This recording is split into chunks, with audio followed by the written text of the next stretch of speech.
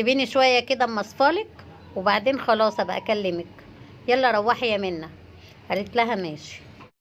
جايه نعمه تقفل الباب وراها، لقت عم محمود كراسي داخل وقال له انا روحت اتشطفت وجيت بقى عشان اغلبك في الشطرنج. قال له تعالى تعالى. وراحوا داخلين. طبعا نعمه قعدت تضحك عليهم ووقفت كده تضحك عليهم.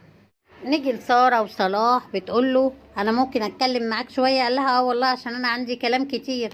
قالت له طب قول. قال لها الجنيه الفضه كنت بتعملي بيه ايه وكنت بتجرحي جسمك بيه ليه؟ انا شفتك. قالت له كنت ناويه اعمل لك محضر بس خلاص بقى رجعت في كلامي وما هنتش عليا. قال لها ماشي اتفضلي دورك.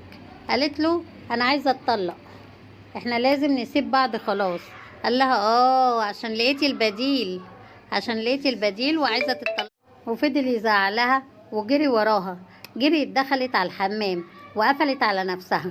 وهي واقفه بقى في الحمام وعمال يقول لها افتحي افتحي، لقت رساله جايه من خالد الاشقر بيقول لها انا عماله ارن على صلاح ما بيردش، الفلوس جاهزه وخليه يجي يستلمها.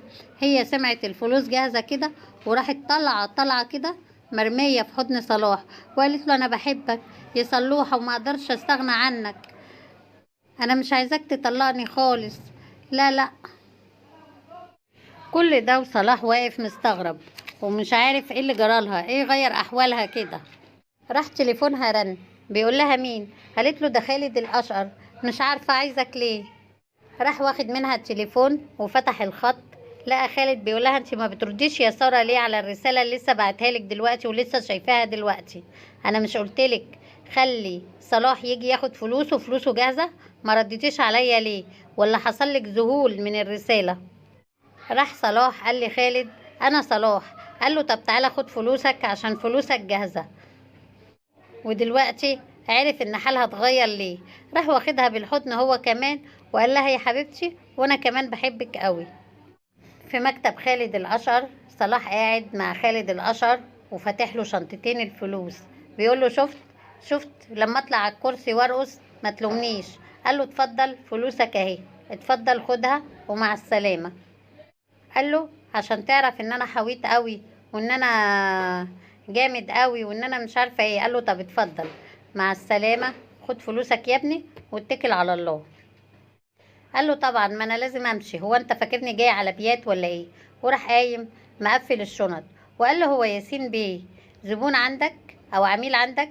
قال له لا ياسين معرفوش. قال له ياسين الألفي؟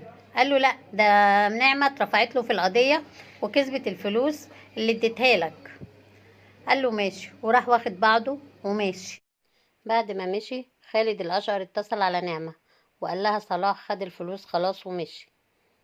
صلاح روح بالفلوس ووقف وراح نزل من العربية وفتح شنطة العربية ونزل شنطتين الفلوس وبس لقى عربية ميكروباص كبيرة جاية، راحت واخداه هو والفلوس. قعد يقول لهم انتوا مين؟ هو انتوا بوليس ولا حرامية؟ انتوا مين؟ انتوا بوليس ولا حرامية؟ طبعا خطفوه وجريوا. في المكان ده صلاح كتفوه ورابطينه ومقعدينه في الكرسي، بصوا رابطينه ومقعدينه في الكرسي ومطلعين الفلوس حاطينها على ترابيزه زي ما احنا شايفين كده. دخلت مين؟ دخلت نعمه. اتاري نعمه هي اللي مسلطاهم يسرقوا الفلوس. نعمه بتقوله عارف الجوز بيسموه بعلي ليه؟ عارف البعل ده يعني الارض العاليه، يعني اللي بتصرف وبتعمل وبتتكلف بالوحده. انت عمرك ما كنت بعل يا صلاح، عمرك ما كنت بعل يا جوز ساره. قالت لهم خدتوا 100,000 اللي متفقين عليها؟ قال لها ايوه خدناهم.